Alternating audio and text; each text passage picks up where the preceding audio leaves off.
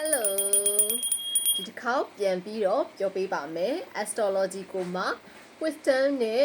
အရှေ့တိုင်းအနောက်တိုင်းဆိုပြီးတော့နှစ်ခုကိုညီတို့လေ့လာတဲ့အခါမှာကိုကဘယ်ဒါပဲလေ့လာအဓိကတော့ဒီသုံးခုကနေပြေးမလွတ်ပါဘူးဒီသုံးခုဆိုတာကဘာလေးတွေလဲဆိုတော့ okay ဇွန်နှစ်ဆိုင်လေးတွေ wisdom မှာဆိုရင်ဇွန်နှစ်ဆိုင်အရှိတိုင်းမှာဆိုရင်တော့ညီတို့ယာတိကိုနေရဲ့ပရိယေတွေပဲဖြစ်ပါတယ် okay နောက်တစ်ခုကကြတော့ညီတို့ဒီမှာက planet တွေရဲ့သဘောတဘာဝကိုလေ့လာရတယ်လို့ဒီဘက်အရှိတိုင်းမှာဆိုရင်တော့ညီတို့ဂျိုတွေရဲ့ပရိယေလို့ညီတို့လေ့လာရပါမယ်နောက်တစ်ခုကကြတော့ဒီဘက်မှာဆိုရင် houses တွေရဲ့ပရိယေကို wisdom မှာလေ့လာရတယ်လို့ဒီဘက်အရှိတိုင်းမှာလည်းညီတို့သိကြပါတယ်မိတ်ဆွေတို့ဘာဝဆိုတဲ့ပရိယေကိုလေ့လာရမှာပဲဖြစ်ပါတယ်အတက်နေပေါ့နော်okay အဲ့ဆိုရင်ဒီသုံးခုကိုတော့ညီတို့အခြေခံအားဖြင့်သိသွားပြီအဲ့လိုလေ့လာတဲ့အခါမှာ wisdom မှာဆိုရင်တော့ sun ကိုအဓိကထားပြီးတော့လေ့လာကြတာပို့ပြီးတော့များတယ်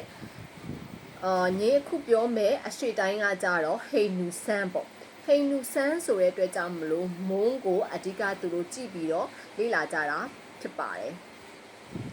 okay အဲ့ဆိုရင်ညီတို့ဒီ astrology sign ကိုမှကိုကအနောက်တိုင်းဘက်ကိုလေ့လာမယ်ဆိုရင်တော့ဒီ answer ဒီလေးတွေရဲ့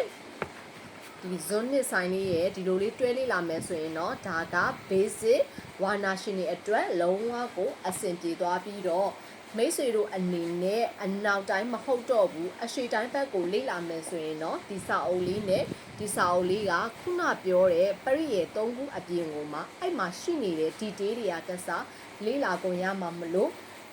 အဆင်ပြေရလို့ပြောချင်ပါတယ်ဒါကတော့ညီတို့ကိုလက်ဝယ်ပေါ့နော်အချိန်မရွေးလေ့လာခြင်းနဲ့စာအုပ်ဖတ်ပြီးတော့လေ့လာခြင်းတဲ့သူတွေမိတ်ဆွေတွေကိုပြောပြပေးရပဲဖြစ်ပါတယ်နောက်တစ်ခုငင်းရှိမှာထပ်လေ့လာလို့ရမယ့်ဟာက bit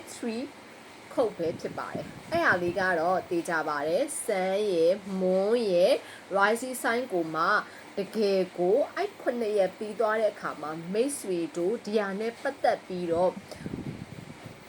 sun ဆိုတဲ့သဘောတဘာဝ moon ဆိုတဲ့သဘောတဘာဝ rising sign ဆိုတဲ့သဘောတဘာဝနဲ့ဒီလိုသုံးခုကိုဘလို့ပဲလာကို့အနေနဲ့ထောင်ပေါင်းစုံကနေလေ့လာကျင်လာပြီဆိုရင်တော့ငင်းရှိမှာအချိန်မရွေးလေ့လာလို့ရတဲ့ recorded video လေးတွေနဲ့ PDF file Telegram group တွေကိုလုပ်ပေးထားပါတယ် Viber ဖုန်းနံပါတ်0925455456ကိုသာဆက်သွယ်ပေးလိုက်ပါ Bye bye